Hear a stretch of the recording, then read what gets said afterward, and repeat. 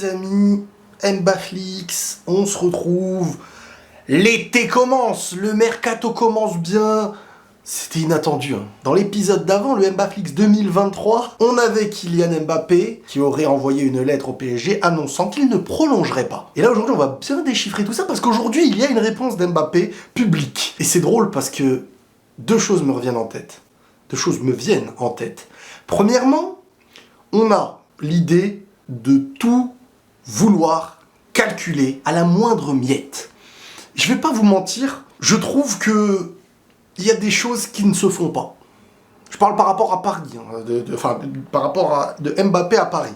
Je trouve qu'il y a des choses qui ne se font pas, mais tout est à son intérêt. Tout est dans son intérêt. Comprenez bien. Hier est sortie l'information comme quoi il a annoncé qu'il ne prolongerait pas. Déjà, la question qu'il faut se poser à ce moment-là, il faut toujours poser la question qui n'est pas le plus visuellement visuable. Non, je rigole. La question c'est, quand tu sais que cette option que tu peux lever ou que tu peux ne pas lever pour prolonger au PSG, rajouter une année, si tu ne dis rien, cette chose-là n'est pas activée. Il faut une démarche de ta part pour que ce soit activé. Pourquoi, au début du mercato, tu envoies ce truc avec confirmation comme quoi tu ne prolongerais pas? C'est tout simplement pour dire, les gars, moi je vous préviens. Attention, cette fois je vous ai prévenu tôt. Vous ne pourrez pas dire ceci ou cela. Et là, dans les médias, qu'est-ce que Mbappé dit? Attendez. Il dit, par rapport à un article du Parisien, Kylian veut rejoindre le Real dès cet été. Et cette information-là, elle le dérange. Elle les dérange, vous savez pourquoi? Parce que la com qui a envie d'être mise en place, à mes yeux, par rapport à Kylian et son entourage, c'est, si je pars, c'est Paris qui décide. C'est eux qui ont décidé de me vendre. Si je reste, c'est eux qui ont décidé de se risquer au fait que je pars gratuitement. C'est Paris qui décide de prendre de l'argent ou c'est Paris qui décide de me laisser partir gratuitement l'année prochaine. Parce que quand je lis mensonge, en même temps, plus c'est gros, plus ça passe. J'ai déjà dit que je vais continuer la saison prochaine au PSG où je suis très heureux. À un moment donné, le supporter parisien... Enfin, là, je vous jure, je me mets en mode supporter parisien d'un coup, voilà. Si c'est Paris. Bon, bref. T'as envie de dire, mais attends. Donc, tu veux rester une saison, t'annonces que tu ne prolongeras pas. Quel est l'intérêt? On va faire quoi de toi? C'est quoi? On va construire autour de toi, avec toi? On va faire partir Neymar, Messi? Peut-être qu'on aurait peut-être pu faire avec eux et avoir un comportement différent avec eux si on savait que le prochain leader, ce ne serait pas toi. Donc, on aurait pu peut-être envisager de faire des leaders avec eux. Ça chamboule beaucoup de choses, mais comment tu peux faire avec un tel joueur aussi important en sachant qu'il part l'année prochaine? Et gratuitement. Donc, lui, sur le moment, il se déresponsabilise de la chose qui aura lieu. Il vient dire tout simplement, non, j'ai pas dit que je partirais, que je voulais rejoindre Paris. Non, moi je suis heureux et je vais rester une année. Ok, alors pourquoi tu annonces aussitôt, avec fermeté, il paraît dans un courrier, que tu ne prolongeras pas? Dis-leur, je fais ma dernière année, franchement, on verra, parce qu'en plus il y a des primes, il y a plein de choses, on le sait, mais si vous voulez me vendre, voilà, c'est vous. Mais annoncer ne pas prolonger, alors que tu pourrais laisser le truc comme ça, et pareil, et les Qataris pourraient se dire, bon, peut-être qu'il y aurait moyen de renégocier après, annoncer fermement dès maintenant, c'est dire à Paris, en vrai, vous pouvez me vendre. Mais si vous refusez, vous me perdez gratuitement. Couteau sous la gorge. Et eux se déresponsabilisent de tout. Donc là, t'as le supporter de Paris, en majorité, qui se disent non mais en vrai, faut le vendre. Ben je veux dire, on va construire autour d'un gars, ou lui va construire... Enfin, je veux dire, autant prendre l'argent. Et l'année où il est parti, utiliser cet argent. T'as plus le salaire de Messi, t'auras plus le salaire d'Mbappé, Neymar, je sais pas ce que ça va faire.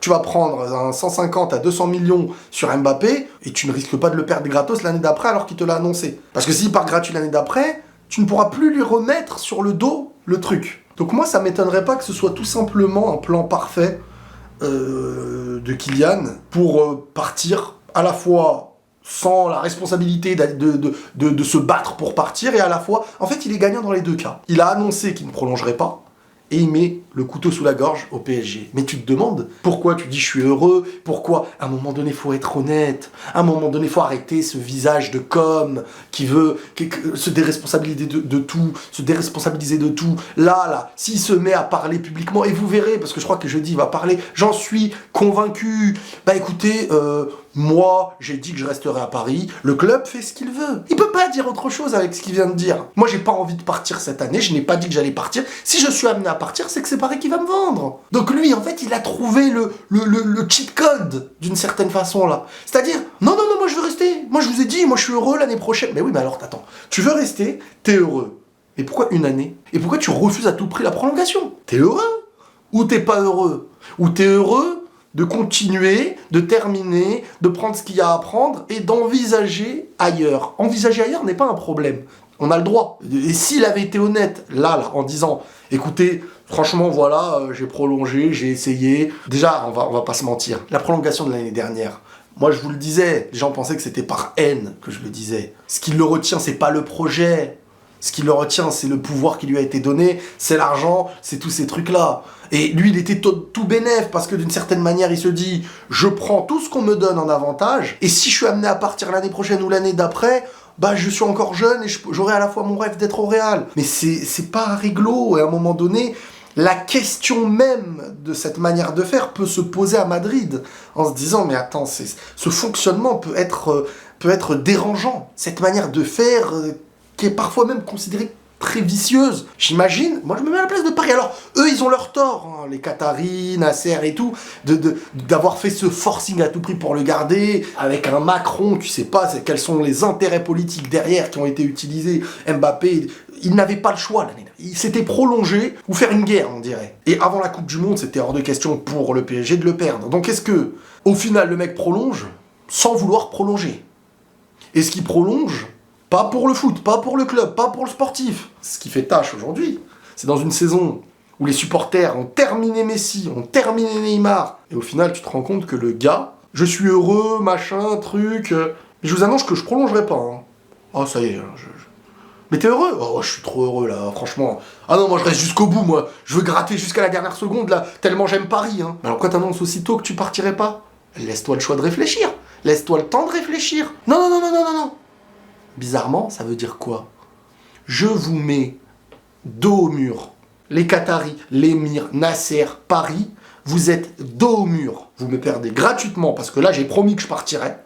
J'ai annoncé. On pourra pas m'en vouloir si je pars gratuit. Comment tu peux envisager un projet avec ça? Et de l'autre côté, je vous préviens tôt, vous pouvez me trouver un remplaçant, vous pouvez me vendre, vous pouvez ceci ou cela. Bizarrement, il ne réagit qu'à une information sur le coup.